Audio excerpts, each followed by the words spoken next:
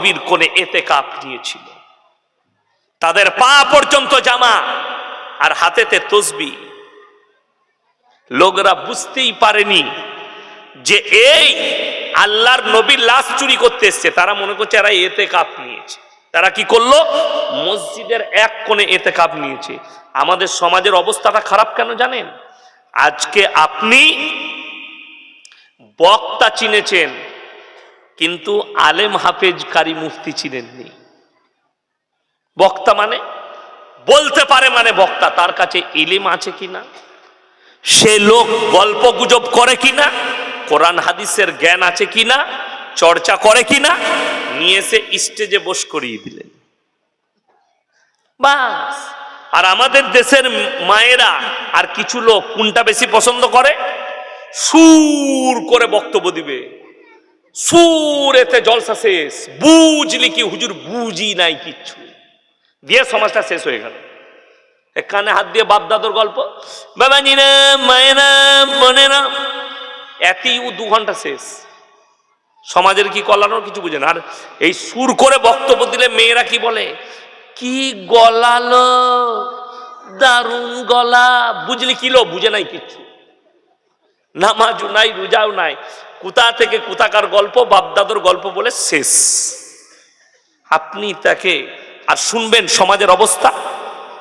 এই মাদ্রাসা প্রতিষ্ঠিত করা হয়েছে কিসের জন্য? সমাজের বুকে আলো ফেলানোর জন্য। এই মাদ্রাসাগুলো হচ্ছে পাওয়ার হাউস। আর যে আলেমগুলো, হাফেজগুলো তৈরি করছে, এগুলো হচ্ছে ট্রান্সফরমার। আপনার কাছে, আপনার মসজিদে, আপনার মাদ্রাসায় এক একটা তালবিলিম আলেম হওয়ার পরে যাবে, এগুলো ট্রান্সফরমার। এরা পাওয়ার দিবে। আপনাদেরকে বলে দিই, আপনাদের কারুর যদি রোগ হয়, এই চাপড়াতে হাতুড়ে ডাক্তার দেখাবেন না লন্ডন যাবেন, ব্যাঙ্গালোর? কথা বলেন। আপনি ফটো করলেন, ডাক্তারে বলে দিলে যে তোমার লিভারে একটু দাগ দেখা দিয়েছে, সেই লোকটা আর দেশে দেখাবে না, ব্যাঙ্গালোর পালাবে? কথা বলেন। ব্যাঙ্গালোর, এখন বাংলার মানুষ ব্যাঙ্গালোরে ডাক্তার দেখাতে যাচ্ছে। আমাদের দেশে ভালো ডাক্তার নাই, ব্যাঙ্গালোরে দেখাবো। চলে যাচ্ছে চেন্নাই, চলে যাচ্ছে মুম্বাই, চলে যাচ্ছে আপনার হায়দ্রাবাদ। কেন? ভালো ডাক্তার আছে। তুমি তোমার জীবনটা বাঁচানোর জন্যে একটা ভালো ডাক্তার খুঁজছো, ভালো ডাক্তারের প্রয়োজন। আর তোমার ঈমান বাঁচানোর জন্যে যার কাছ থেকে ইলম নিবে, যার কাছ থেকে দ্বীন শিখবে, যার কাছ থেকে রাসূলের আখলাক শিখবে, যার কাছ থেকে কোরআনের তাফসীর শুনবে, তুমি খোঁজ নিবে না মালটা মাদ্রাসার মুখ দেখেছে কিনা? দুটো বাংলা বই পড়ে, চুটি বই পড়ে লোকের সামনে ফতোয়া দিচ্ছে, আর আপনি তাকে মুফতি মনে করেছেন।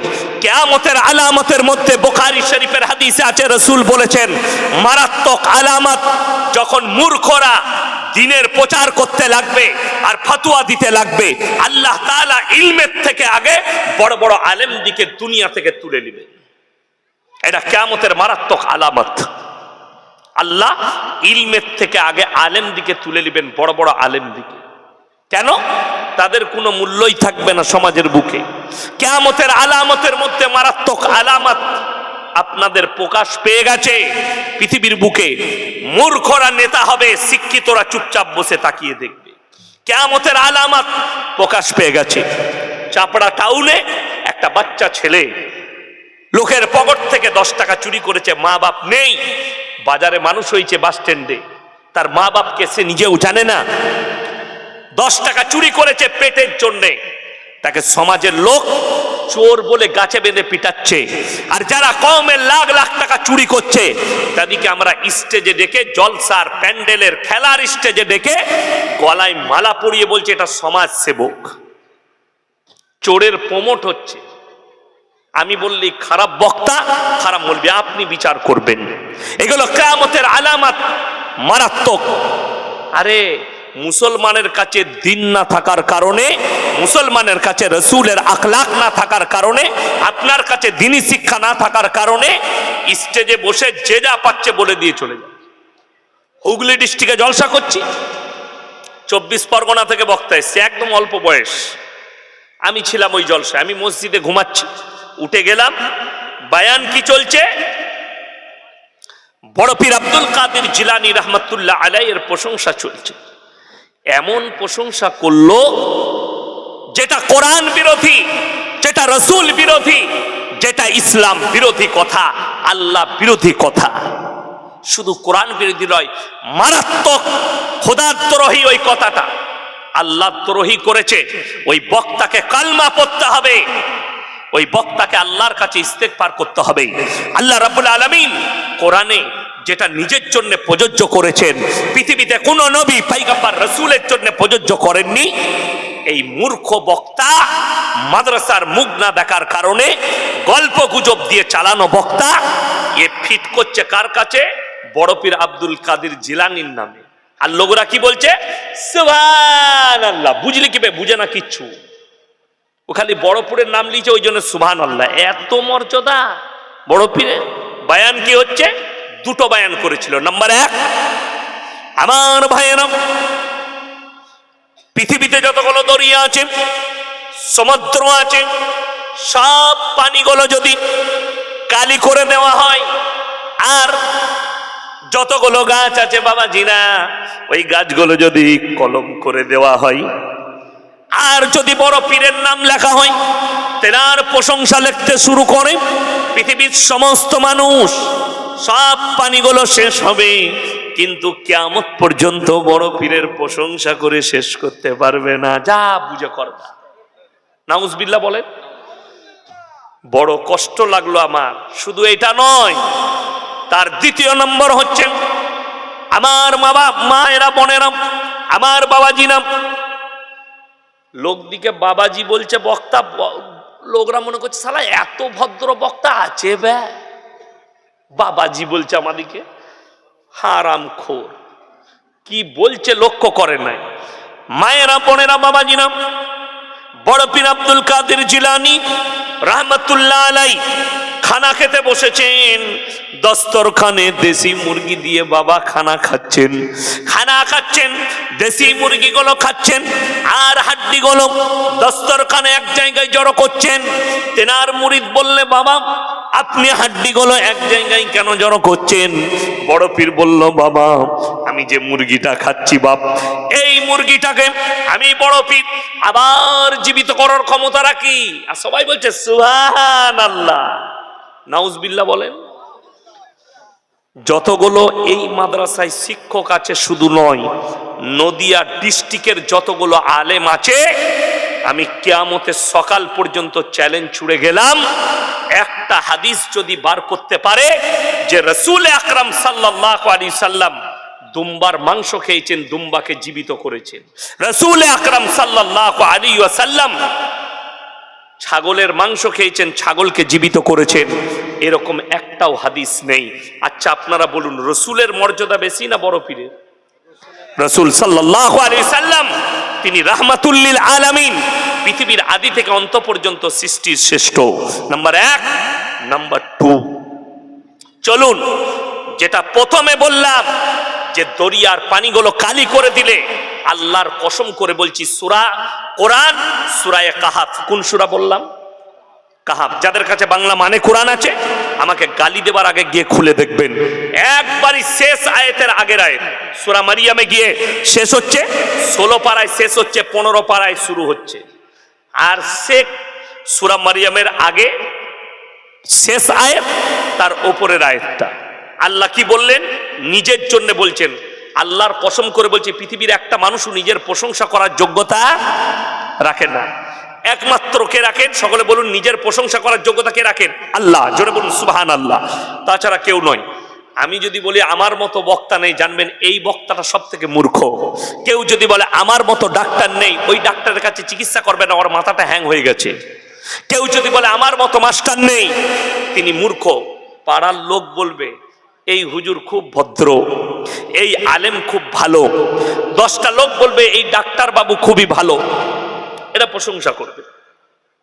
আমার ভাই, কোরআন খুলুন, কুল লাউ কানাল বাহরু মিদাদাল লিকালিমাতি রাব্বি লানাফিদাল বাহরু ক্বাবলা আন তানফাদা কালিমাতু রাব্বি ওয়ালাউ জিনা বিমিথলিহি মাদাদা। হে আমার নবী, পৃথিবীর মানুষকে বলে দাও, যতগুলো দরিয়া আছে সমস্ত পানিগুলো যদি কালি করে দেওয়া হয়, আর পৃথিবীর মানুষ কিয়ামতের সকাল পর্যন্ত আমার যদি প্রশংসা লিখতে শুরু করে, সব কালি শেষ হবে, আবার আমি আল্লাহ অতটাই আবার দরিয়া দেবো, অতটাই কালি দেবো, সেগুলো শেষ হবে, কিন্তু আমার আল্লাহর প্রশংসা লিখে শেষ করার ক্ষমতা পৃথিবীর মানুষের নেই। জোরে বলুন সুবহানাল্লাহ। এটা আল্লাহ নিজের জন্য বললেন, আর হারামখোর বক্তা ফিট করছে কার কাছে? বড় পীরের নামে, যেটা নবীর জন্য প্রযোজ্য নয়। আজকে সমাজটা শেষ হলো কার জন্যে? আমাদের নিজেদের জন্যে। আপনি দিন বুঝতে পারেননি। যতগুলো ভাই আছেন আপনারা সকলে জানেন, আমার মায়েরা শুনবেন, প্রত্যেকটা মুসলমান নরনারীর জন্য দিনী শিক্ষা অর্জন করা কি ফরজ। আপনি বলুন, ইমানদারির সঙ্গে গোটা চাপড়া থানায় যদি আপনার সমীক্ষা করা হয়, 100টার মধ্যে 80টা মুসলিমের কাছে দিনী শিক্ষা নাই, ঠিক কিনা? ওই জন্যে বেঈমান কাফের আপনার মাথার উপরে চেপে বসেছে। ওই জন্যে আপনি জলসা করছেন, একটা আলেমকে জিজ্ঞেস করে নয়। আজকে ওই গুটকা খোরগুলো, মাতালগুলো, গাঁজাখোরগুলো, এরা বক্তা সিলেক্ট করে যে কাকে নিয়ে আসবে, ইমামকে জিজ্ঞেস করে না, মৌলবীকে জিজ্ঞেস করে। ঠিক বললাম না ভুল বললাম? আরে জলসায় মৌলবি চিনবে ইমাম, এলাকার যিনি বিজ্ঞ আলেম আছে তাকে জিজ্ঞেস করুন।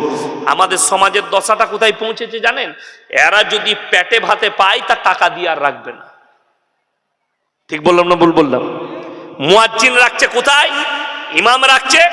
কেউ যদি, কোনো ইমাম যদি বলে আমার 10,000 টাকা লাগবে, ভালো সৈয়দ আলেম, আমাকে 15,000 লাগবে, তো ই খুঁজছে কাঠ মলবি, কোন রকম খালি নামাজটা হয়ে যাবে, বলে 5,000-এ পাওয়া গেছে, রাখ। সে যা ফতোয়া দিবে তুই বুঝতে পারবি, আর ফেরেশতারাও বুঝতে পারবে, আর তার যা নামাজ হবে তোরা জানবি। ওই যে চাচা আর কাজ করতে পারে না, চাচার শরীর খারাপ, চাচা মাঠে খাটতে পারে না, লোকের ঘরে কাজ করতে পারে না। পাড়ার মসজিদ কমিটি বলছে, চাচা গো তুমি তো 5 ওয়াক্ত নামাজ পড়ো, তো মসজিদে একটু ঝাড়ু লাগাবে, 3 টাইম, সকালে চা নাস্তা খাবে, দুপুরে খানা, রাতে খানা, তুমি খালি ঝাড়ু লাগাবার একটু আজানটা দিবে বাপ। সে দেখলে নাই মামার থেকে কানা মামা অনেক ভালো, এমনি তো কাজ করতে পারি না, তা পেয়েছে একখানা, আমার পেটটা তো চলবে, কারো কাছে হাত পাততে হবে না, চাচা ভালো পেয়েছে। এরপর আজান এমন দিচ্ছে গায়ে আর ফেরেশতা না। হ্যাঁ, আল্লাহু আকবার, আল্লাহ।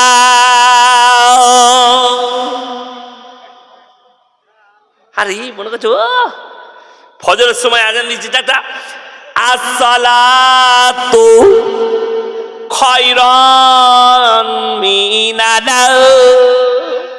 যার নাম খয়রন সে মনে মনে করছে আমাকে কে ডাকলে ভোরের বেলায় উঠে পড়েছে। এই হচ্ছে আপনার দশা, পেটে ভাতে। বড় কষ্ট লাগে। সমাজের লোক বিটির বিয়ে দিলে 4 বার ছেলেটার খোঁজ নেয়, 10 বার খোঁজ নেয়, ছেলের বাপ কেমন, তার পরিবার কেমন, ছেলেটা কেমন। কিন্তু আপনি মসজিদের একটা মুয়াজ্জিন রাখবেন, আপনি খোঁজ নেবেন না তার আজানটা শুদ্ধ আছে কিনা, লাগুক 1000 বেশি। আপনার মসজিদে এমন একটা ইমামকে রাখবেন যে বুক ফুলিয়ে স্টেজে দাঁড়িয়ে, মেম্বারে দাঁড়িয়ে হক কথা বলবে। আপনি রেখেছেন পেটে ভাতে মলবি, খাবি দাবি নামাজ পড়াবি না, তার সূরা শুদ্ধ আছে না, একটা মশলা বলতে পারবে। ওই জন্যই তো। আর যারা সৈয়দ আলেম তারা দেখতে মসজিদে ইমাম বেতন নাই, চল মসজিদ মাদ্রাসায় পালিয়ে চল। অনেক আলেম দেখছে এরা বেতন দিচ্ছে না, চলো ব্যবসা কর। দুঃখটা ওইটাই। আমাদের দেশে দেখুন, আমি খালি নামে শুনতে পাচ্ছি ইমাম সংগঠন, অমুক সংগঠন। আমরা আটি করেছে ইমাম সংগঠন করে, তারপরও আলেম থেকে বেজ্জতি করে মসজিদ থেকে বার করা হচ্ছে, বিনা দোষে বার করা হচ্ছে। ইমাম সুদের বয়ান করছে, হারামখোর কমিটির মধ্যে সুদখোর আছে, পেছনে লেগে তাড়িয়ে দিলে। ঠিক বললাম না ভুল বললাম? এইখানে খোসবাগ মাদ্রাসা কাছে না দূরে আমি জানি না, কাছে। এই খোশবাগ মাদ্রাসা আর এই বেদবেড়িয়া মাদ্রাসার হেড মোল্লা যদি আমাকে প্রমাণ দিতে পারে, আমি জীবনে আর নদিয়া ডিস্ট্রিক্টে জলসা করব না। যে অমুক মসজিদ কমিটির লোকরা এসেছিল, হুজুর আমাদিকে লিখে দেন তো কোন কোন লোকগুলো কি কি শর্ত থাকলে, গুণ থাকলে তবে মসজিদের সেক্রেটারি, কেসিয়ার আর মসজিদের মেম্বার হয়। একজন এসছে মাদ্রাসায় কোনোদিন? আসে নাই, আসবে না তো। কেন? যদি চাপড়া থানায় 100টা মসজিদ থাকে, 95টা মসজিদের মতওয়াল্লি, সেক্রেটারি, কেসিয়ারের নামটা কাটা যাবে। ঠিক বললাম না ভুল বললাম? কাটা যাবে। কেন? ওই শর্তগুলোর মধ্যে 1 নম্বরটাতেই কাটা যাবে, ইমামের অবর্তমানে নামাজ পড়ার তো যোগ্যতা থাকতে হবে। 2 নম্বর, আমানত তার হতে হবে। 3 নম্বর, তাকে পরেজগার মুত্তাকি হতে হবে। আর আমাদের দেশে সেক্রেটারি বেশিরভাগ কে হয়?